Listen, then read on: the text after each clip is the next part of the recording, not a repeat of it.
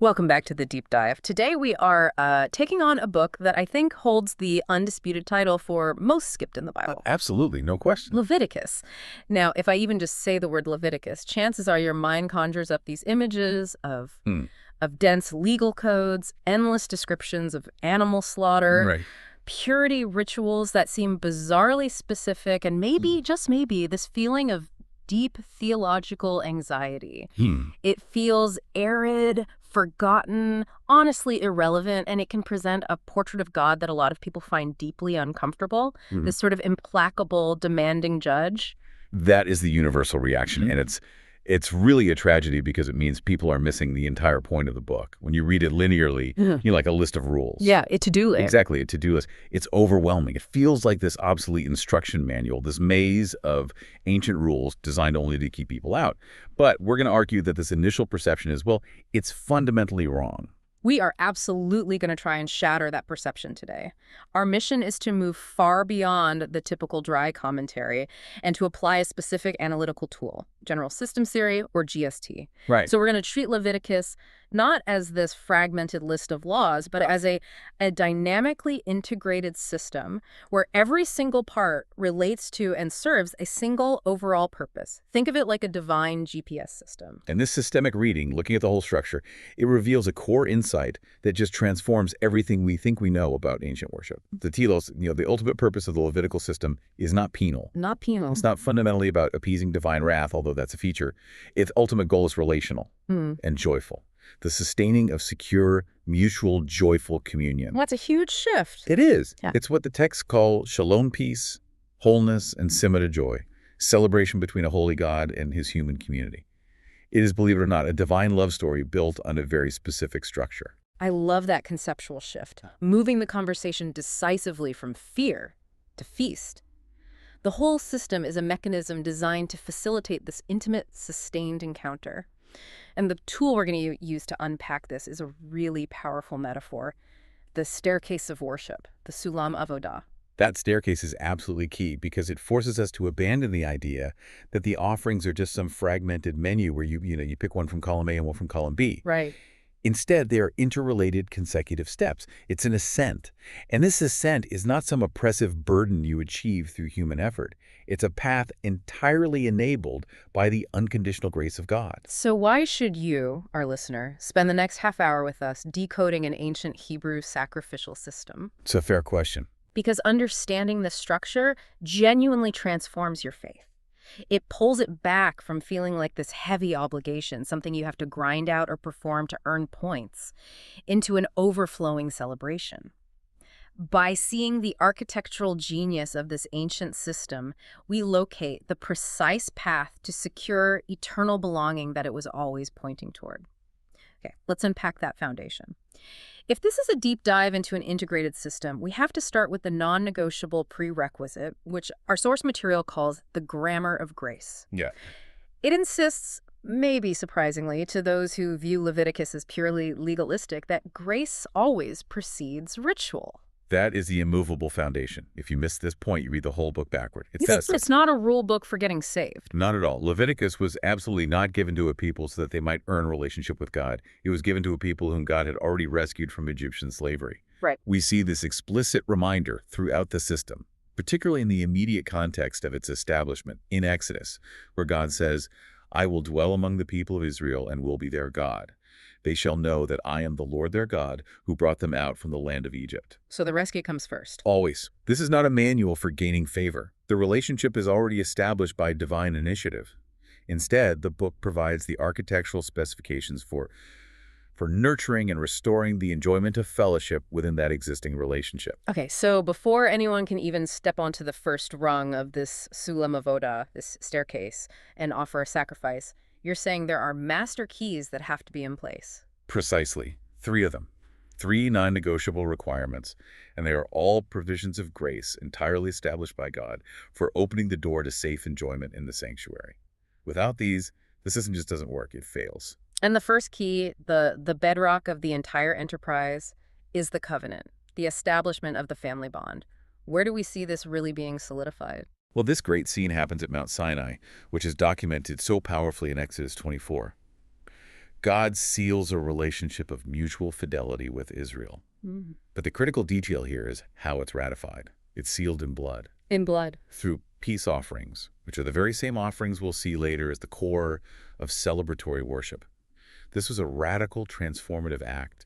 It turned this disorganized collection of recently freed slaves into the people of God. That initial act establishes the relational possibility then. It guarantees that communion is possible, not because the people suddenly became morally perfect the moment they left Egypt, Far from it. but because God unilaterally committed himself to them. The divine commitment is the guarantor. It's the whole thing. This is why the subsequent human response, the obedience that Leviticus demands, it's not about signing a contract to earn the relationship. It's about maintaining it. It's about accepting and living by the terms for maintaining vibrant health within the relationship God already gave them.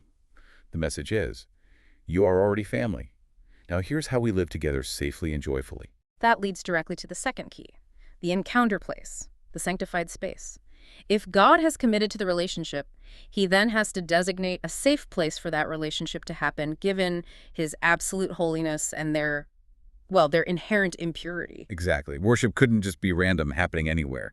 That place was the tabernacle, the portable tent of meeting. And the sources remind us it was patterned after a heavenly reality, right? Yes, following the instructions given to Moses in Exodus 25. But its deepest purpose is just astonishing. It was designed specifically for God to dwell safely among his inherently and continually impure community. That's promised in Leviticus 26. I will set my dwelling in your midst, and my soul shall not abhor you. That phrase, my soul shall not abhor you, that carries immense theological weight. It suggests the tabernacle wasn't designed to keep God distant. It was the mechanism that allowed the encounter to be both close and safe. It was a purification buffer, a divine airlock, if you will. And for the worshiper, there were 3 specific tiered locations or loci of approach. We need to remember these geographical points to understand the logistics of the offerings. Okay, what were they? First, you have the bronze altar in the courtyard. That's the point of entry where the fat and the blood were initially offered. Second, you move inside to the golden altar of incense in the holy place, which represented the continuous, acceptable prayers of the people. And the third, the very epicenter, the mercy seat. The capret. This was the golden lid that covered the Ark of the Covenant in the most holy place. And it wasn't just decoration. It was the single, precise location where God's presence would manifest to meet and speak with his people. The text is explicit about that. Very. Exodus 25 says it clearly. There I will meet with you, and from above the mercy seat I will speak with you. The tabernacle, centered on the capret, was the physical manifestation of God's committed presence among his people. Okay, so we have the relationship established by the covenant. We have the space designated by the tabernacle. But who manages that interface between the holy God and the impure people? That brings us to the third key, the priesthood. The priesthood serves as the mediating bridge. And the priests, specifically Aaron and his sons, were not some self-appointed religious elite. They were instituted entirely by divine appointment, a point the book of Hebrews confirms later on. Their role was absolutely critical, but it's often misunderstood. They weren't just the butchers, so to speak. Far from it. Their primary non-negotiable responsibility was to guard and maintain the sanctuary's purity, ensuring safe access for everyone. They had 2 key functions. First, the initial consecration, which set the entire system in motion. What did that involve? It was this exhaustive 7-day ceremony detailed in Leviticus 8, where they were ritually cleansed, clothed, and anointed with blood and oil. They were, in essence, sanctified infrastructure, living, breathing infrastructure for the system. And the second function was the ongoing maintenance. This is where they became the true systemic custodians. They had to perpetually cleanse the God-designated spaces from the contamination produced by the people's unintentional faults, using purification offerings, the ait. Think of them as the quality control department for God's dwelling place. That emphasizes a crucial distinction I think is often missed. The purification was focused on the place just as much as, if not more than, the person. The priests were just ensuring the path remained clear. Exactly. They were a bridge, not a barrier. But their job carried a terrifying risk. I mean, consider the fate of Nadab and Abihu, Aaron's own sons, in Leviticus 10. They offered unauthorized fire. Right. And their immediate death by divine fire wasn't some arbitrary act of cruelty. It was a stark demonstration of the absolute necessity of maintaining the systemic boundaries. If the keepers of the sanctuary don't respect the rules of holiness, the entire system collapses, and everyone is in danger. The stakes are, well, they're existential. That makes perfect sense within a systems framework. If the system's infrastructure isn't strictly maintained, it fails its primary purpose, which is protecting the people while sustaining the encounter. Without these three keys, covenant, place, and priesthood, the entire structure is non-functional.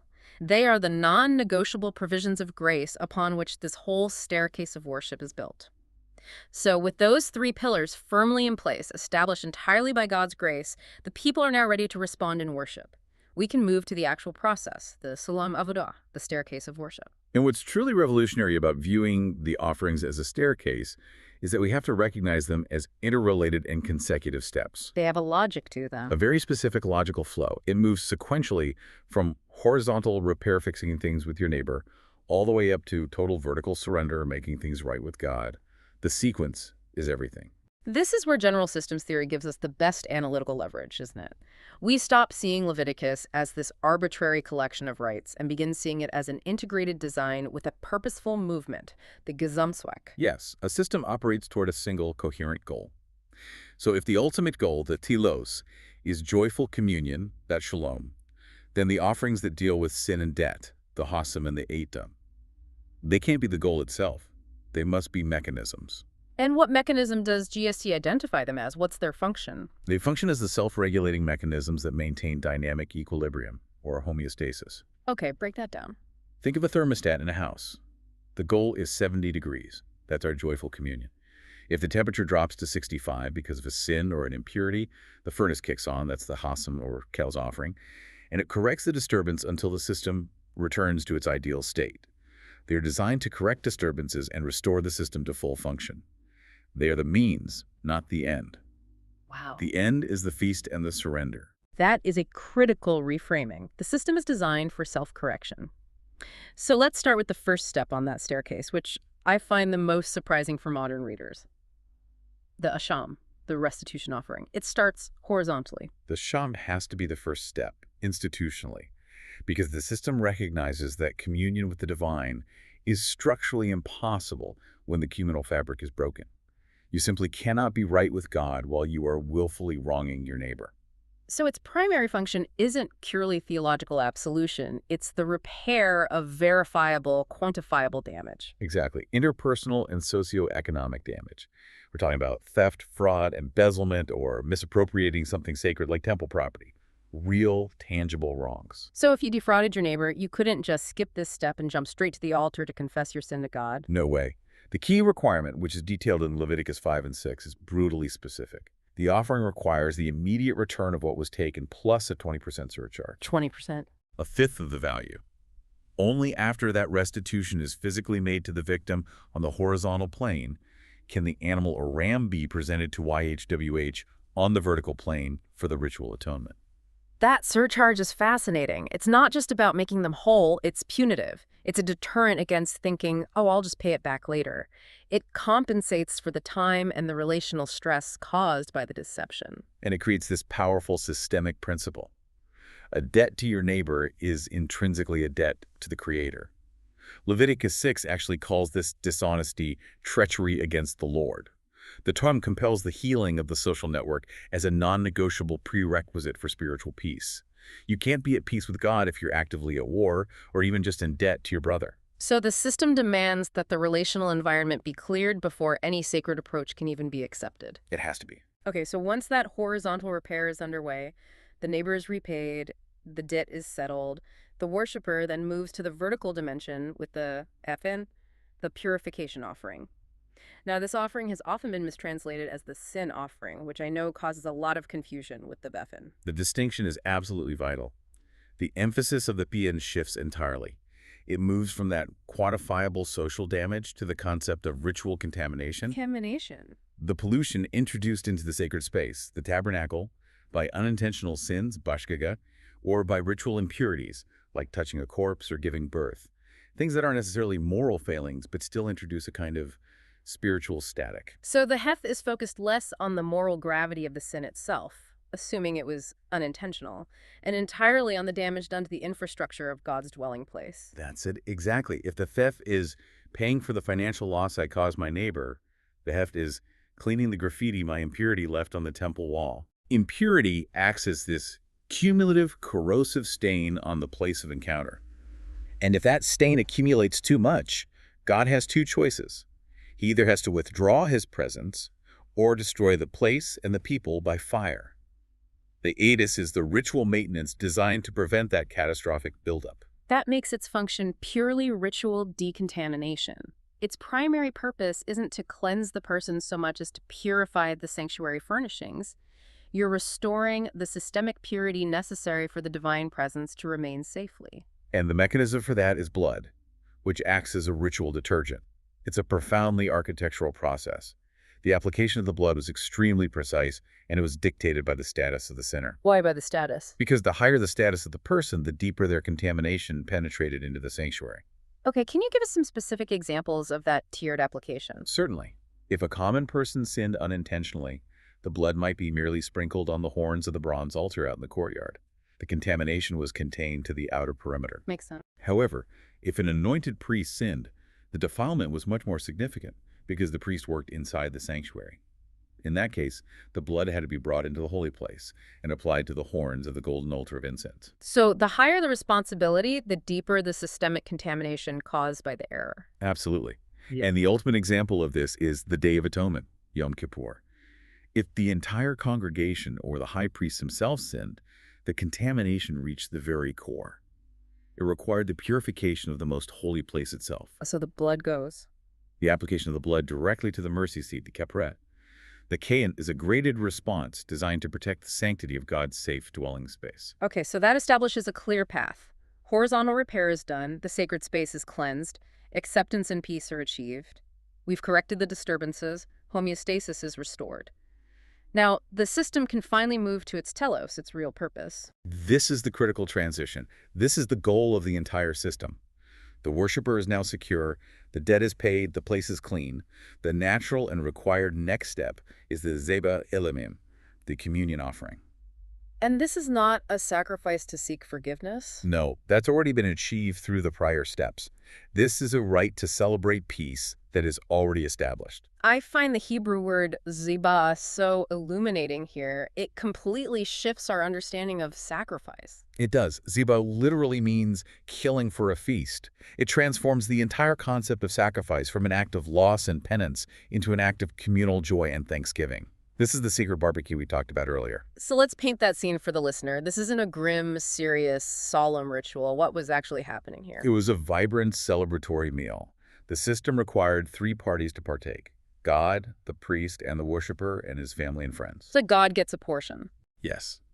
God received the rich internal fats, considered the choicest parts, which were burned on the altar, rising as a re'anusha, a pleasing aroma. And this isn't God sighing in relief that the sin is dealt with.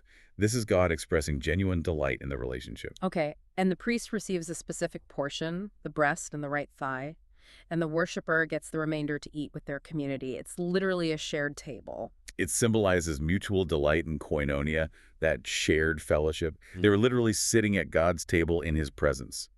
And this feast explicitly echoes that scandalous intimacy we discussed earlier, the covenant sealing scene in Exodus 24, where the elders beheld God and ate and drank. So every Shalom feast was a liturgical reenactment, a reactualizing of the founding moment of their relationship.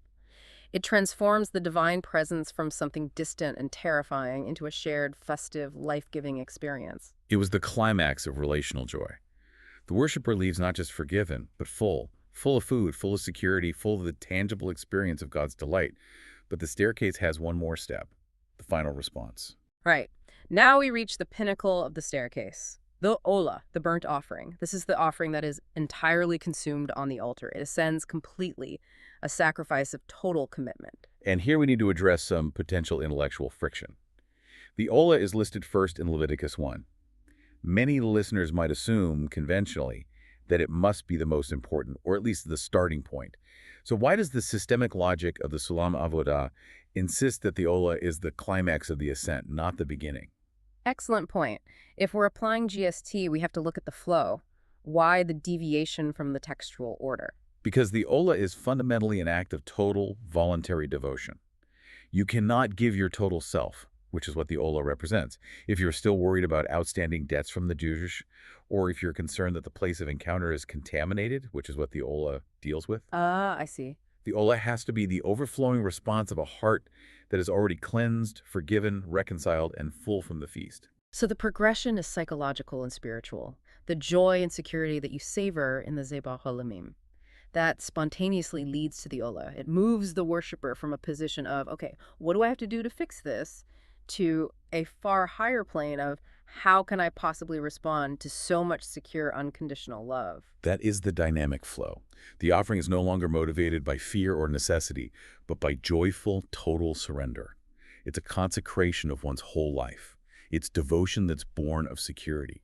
The entire animal is consumed, a reflection of the whole person, now fully accepted, being given back completely to God. And just as with the very first burnt offering, this surrender is confirmed by divine fire, recalling that scene in Leviticus 9. The fire is the signal of acceptance. It reminds the worshiper that God initiates the grace, He accepts the means of purification, and He confirms the act of total surrender. The Ola completes the ascent, moving the worshiper to the highest possible state of devotion within the Old Covenant framework.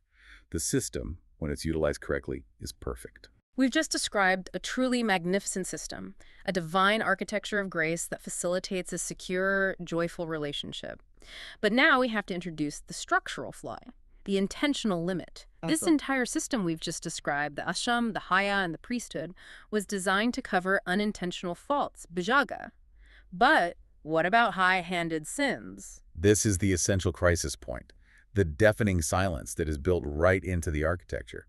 High-handed, sins, deliberate, defiant, willful transgressions of the covenant, often referred to as sinning bija rama, or the structural failure the system cannot fix. And we're talking about things like premeditated murder. Premeditated murder, willful idolatry, adultery. The moment the system detects intentional betrayal, it freezes. Why? Because intentional betrayal nullifies the foundational covenant commitment itself. The logic is this. If you deliberately act against the terms of the relationship, you're actively rejecting God's initiative and walking away from the family bond. For the high-handed sinner, the devastating sentence in the system was that there was no altar to turn to, no blood to atone for. Nothing. Only the explicit instruction to be cut off from the people. That is a total relational and spiritual dead end. Numbers 15 makes that crystal clear. The sinner loses their place in the community and their access to the covenant. This is terrifying because it means the very best system God could devise on earth still had this Achilles heel. And the classic agonizing case study for this is King David. Right. After his sin with Bathsheba and the subsequent murder of Uriah, Right. David committed not one, but multiple high-handed sins. He violated the covenant, he introduced massive defilement into the entire communal fabric, and he betrayed his neighbor in the most horrific way. He exposed the fragility of the entire system. He did. I mean, think about it. Mm. David was left outside the scope of every single one of those offerings. Sorry. He couldn't offer an action because he couldn't simply repay Uriah's life plus 20%. Impossible. He couldn't offer an act because his sin was defiant, not unintentional. The pillars became impotent in the face of his sin. And we see his own realization of this impotence in Psalm 51, where he cries out, "You do not desire sacrifice, or I would give it. You do not delight in burnt offerings." He understood, at the deepest level, that the existing external rituals could not reach his inner wickedness, his conscious betrayal. His crisis highlighted that forgiveness for Be'ed Rama was dependent entirely on an act of extraordinary, unscheduled divine mercy, completely outside the cultic system. But the sources argue that this structural inadequacy wasn't a flaw in God's design, but a deliberate pedagogical feature, a teaching tool. It was a tutor. The entire system was temporary. The Greek term used in Galatians is pedagogos, the slaves who escorted the child to the schoolmaster. This intentional inadequacy created prophetic tension. It proved that the system was only a shadow of the good things to come, as Hebrews 10 states. It forced the worshiper, especially someone like David, to look beyond the blood on the altar to the promise of a superior, permanent solution. So the inability of the sacrificial system to deal with willful sin essentially pointed a giant prophetic arrow toward the future. Exactly. It screamed for the radical divine re-engineering that would allow God to forgive even conscious, deliberate wickedness. It pointed directly to the new covenant promised in Jeremiah 31, a covenant that would write the law on the heart and promise, "I will remember their sin no more." The Levitical silence was the stage setter for the ultimate provision of grace, which we find in Christ. And that brings us to the fulfillment. The shadows of the Levitical system aren't just discarded, they are resolved, illuminated, and eternally fulfilled by the multifaceted reality of Christ's complete work, his incarnation, life, death, resurrection, ascension, and his heavenly ministry.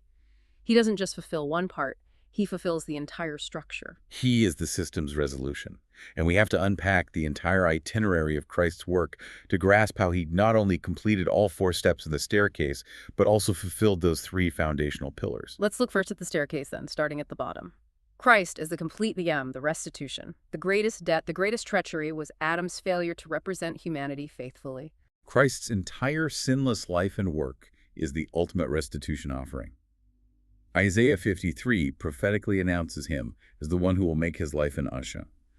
Where Adam failed to deliver the 100% fidelity required by the covenant, Christ delivered it perfectly. His faithfulness restored the honor, the fidelity, and the relational connection lost by humanity. And the scope of this reconciliation is massive. It's cosmic. It is universal. He resolves the horizontal breach between God and humanity, but also resolves the subsequent human-to-human debt.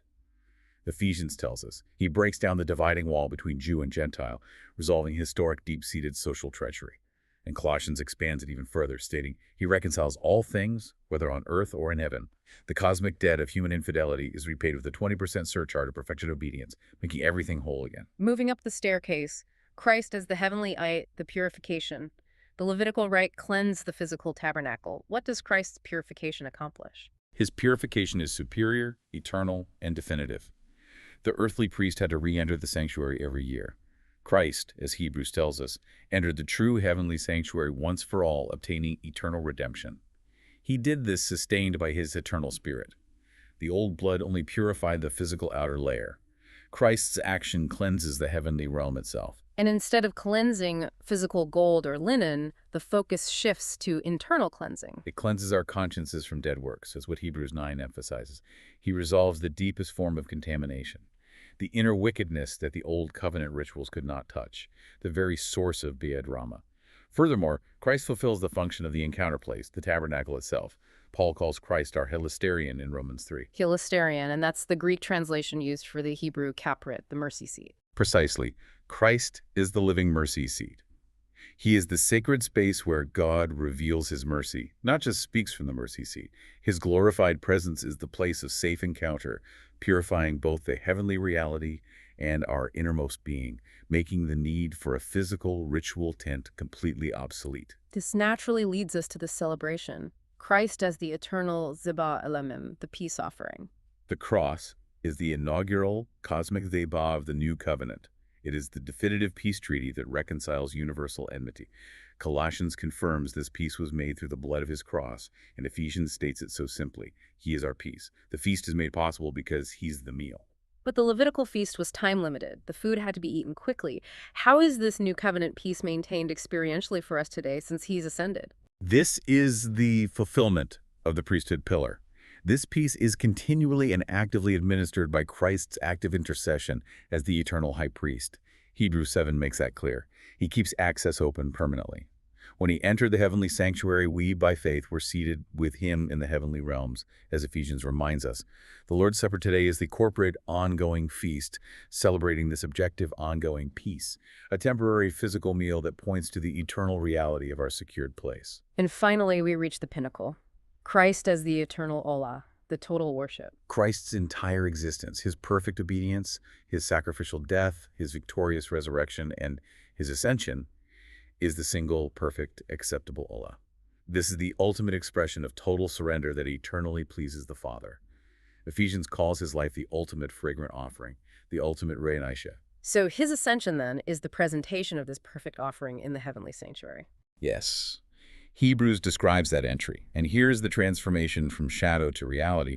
Revelation 5 shows us the cosmic climax. The silent, singular smoke of the old ritual Olah rising from the bronze altar is transformed into the Lamb, receiving universal, joyful, cosmic praise from every creature in heaven and on earth.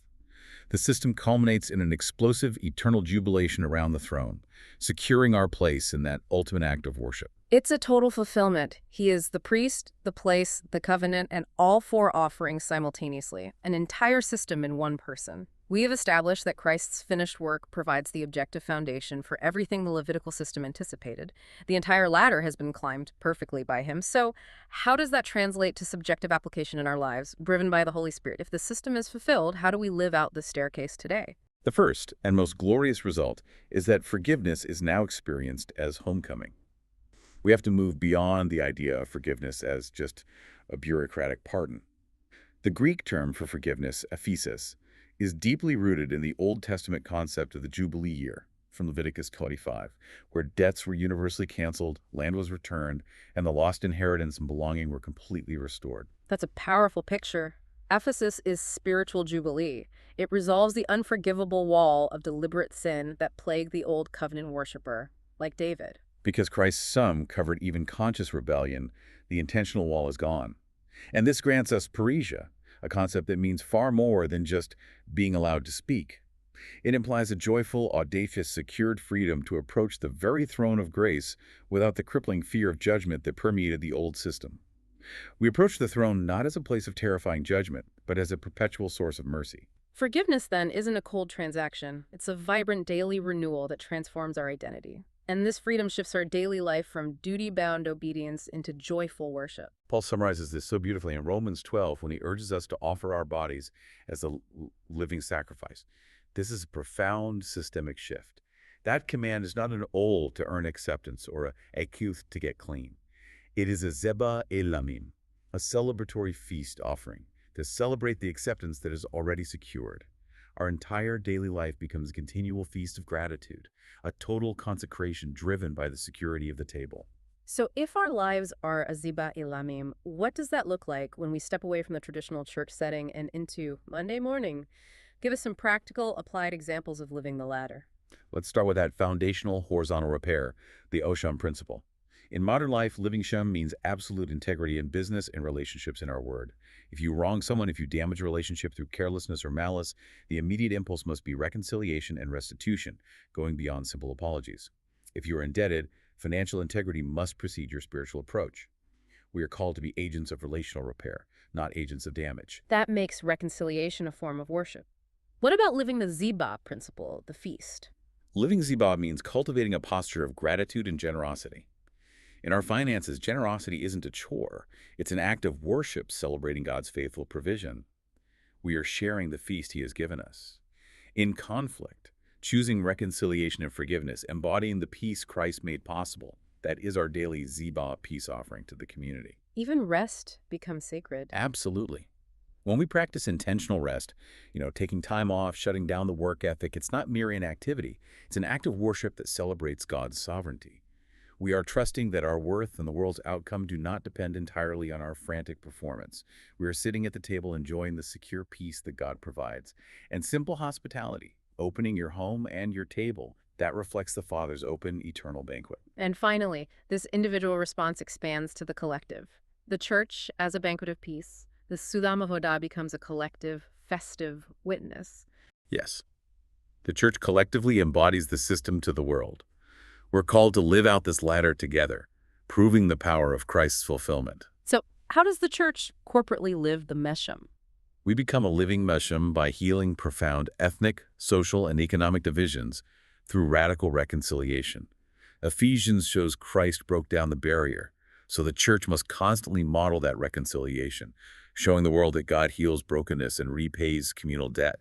And we model a shared up by fostering mutual holiness and transparency, where grace-filled discipline invites purification, making the church a pure, safe oasis for the Spirit to dwell. And the centerpiece is the shared celebration. The Lord's Supper is the corporate Zabad Elamim proclamation, a communal act of unity and thanksgiving where we anticipate the eternal banquet of Revelation 19. When the church functions this way, when diversity is united at the table sharing the feast, it makes the profound shalom that God seeks palpable to a fractured world. Our collective life is the active, lived-out foretaste of eternal delight. So we began this deep dive facing a book Leviticus that is so often dismissed as a confusing, arid manual of fear and obligation, and we end by seeing it through the lens of general systems theory as a precise architectural GPS of grace. The foundation is God's initiative, his prior commitment to rescue us, and the goal is joyful, mutual delight in his presence. And the entire system was designed to point forward. The greatest tension in the old system, that paralyzing silence in the face of willful, high-handed rebellion, is completely resolved by Christ's total work. He provided the permanent naim and the final eight, ensuring permanent belonging. The Holy Spirit then takes that resolution and writes the law on our heart, turning obligation into joyful obedience. Understanding the structure means worship is fundamentally not about earning merit or avoiding a penalty. It is a spontaneous, overflowing response to the unconditional love of God, who has already climbed the ladder for you and permanently seated you at the table. You are welcomed home with all debts paid and the sanctuary completely clean. You now know that every act of generosity, every gesture of sincere reconciliation with a neighbor, and every moment of honest rest is intended to be a living offering of celebration. Hazeva Shalamim. If that is true, how does that fundamentally transform your Monday morning? Are you continuing to live in the fear of the shadows of a system that has passed? Or are you fully embracing the freedom and the joy of the eternal feast Christ won for you?